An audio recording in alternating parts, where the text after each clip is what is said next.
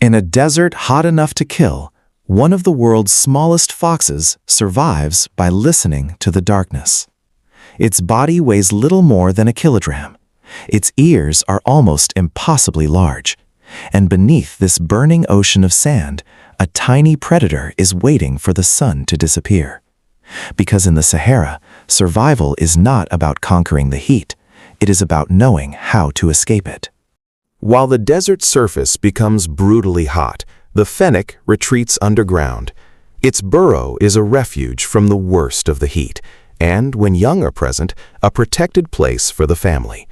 Some dens can contain several entrances and tunnels, often dug beneath vegetation. Above ground, the Sahara is exposed and unforgiving. Below it, the fox waits. And then there are the ears. For an animal this small, they are enormous. Their large surface area is thought to help with heat dissipation. But after sunset, their most remarkable advantage is something else: hearing. Those ears can pick up faint sounds in the darkness, including the movements of prey hidden beneath loose sand. In a landscape where visibility can disappear with the night, the Fennec does not need to see everything. Then the desert changes. The sun disappears. The sand begins to cool, and the fox emerges. Night is when the Fennec becomes most active. Its world is no longer defined by burning sunlight, but by shadows, scent, and sound. Every step carries another adaptation. Dense fur beneath the paws helps protect them from the heated ground. Its pale coat blends into the surrounding sand, and its small body requires far less energy than many larger desert predators.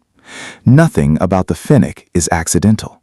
Its entire lifestyle is built around one enormous challenge: surviving where resources are scattered and water can be scarce. The hunt begins with almost nothing. A faint movement, a sound beneath the surface. The Fennec freezes, listens, then strikes. Its diet is remarkably flexible: insects, rodents, lizards, birds and eggs, and plant material when available. In the desert, being an opportunist can be the difference between finding a meal and going hungry. And not every hunt succeeds. Sometimes the prey escapes. The fox simply begins searching again. There is another problem here: water.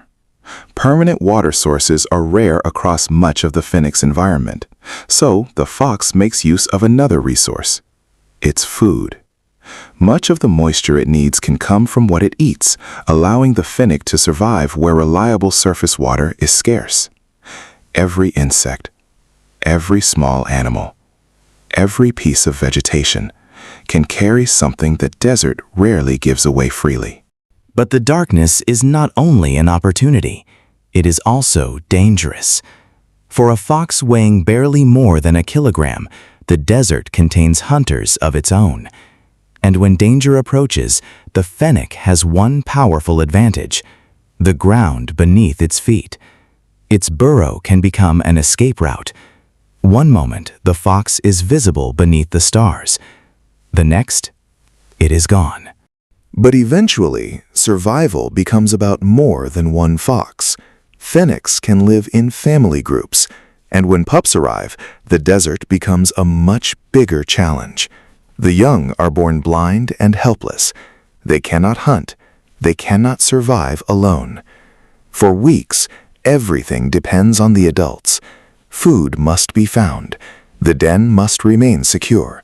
And every journey into the night carries risk. For the parents, every successful hunt now has a consequence. A meal does not simply feed one fox. It can feed an entire family. The adults continue searching through the night, returning again and again to the hidden den. The Sahara may look empty from above, but beneath the sand, life is growing. And then comes the moment when the young must leave the safety of the burrow. At first, every step is uncertain, but the desert is about to become its teacher. Where to search, where to hide, what sounds to follow, when to freeze, and when to run. The young fox does not inherit a map of the Sahara. It learns the landscape by moving through it, night after night. But the lessons cannot continue forever. The first light of dawn is approaching. Soon, the surface temperature will rise again. The foxes disappear underground. The tracks remain for only a moment before the wind begins to erase them. Out here, nothing stays visible for long. This is the rhythm that has shaped the Fennec. By day, the desert belongs to the sun. By night, it belongs to the fox. The burrow protects it from the heat. Its ears help it navigate the darkness. Its furred feet protect it from the sand, and its flexible diet helps it survive when food is unpredictable.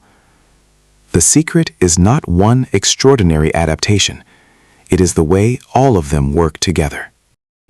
The Fennec is remarkably well adapted to its environment, and globally it is currently classified as least concern. But that does not mean every part of its world is untouched. Across its range, human activity, habitat changes, and capture can create local pressures.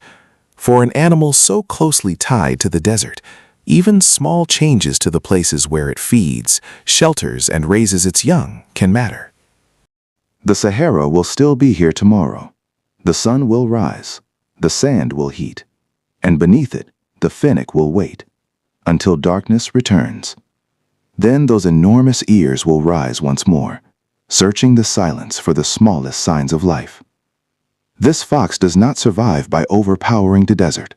It survives by understanding it, by hiding when the heat becomes unbearable, by hunting when the darkness arrives, by turning scarce food into water, by raising its young beneath the sand, and by listening when almost everything else has gone silent. In one of the harshest landscapes on Earth, the smallest details can mean everything. And somewhere beneath the burning Sahara, the little fox is already listening. If this tiny fox's fight for survival amazed you, don't stop here. Subscribe to Echoes of the World, because somewhere beyond the horizon, another wild story is waiting to be discovered.